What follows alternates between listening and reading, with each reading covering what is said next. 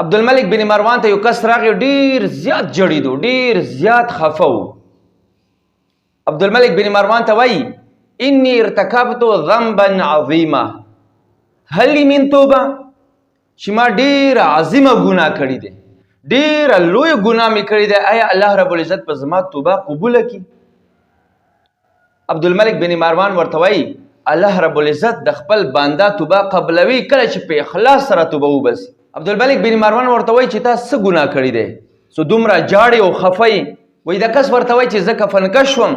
ما به د قبرونه کفنونه غلا کول خو ای امیر المؤمنین ما په دې قبرونو کې ډېر ناشنا واقعات لیدلی دي ډېر زړه دردونکي واقعات مې لیدلی دي وی عبدالملک بن مروان ورته وایي چې څه واقعات ته لیدلی دي مونږ ته هم بیان کا وی دا کس ورته وایي چې یو ځل یو کس وفات شو خلکو دفن که زه شپې ویرغلم چې زه ورنه کفن غلا کم وی چې کله مې اوله تخته ویچته کا وی مې کتل قبر ټول دی اور نه ډک وی زه ډېر زیات ویرېدم تخته مې بند کا او د واپس تلو اراده مې وکړه و یو هاتفي اواز وشو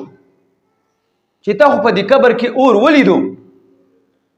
خو دا سوچ دې ونه کو چې الله رب العزت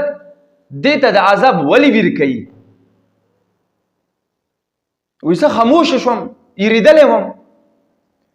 واپس بیا جواب راغی چې دې ته د عذاب ځکه ویر کولی شي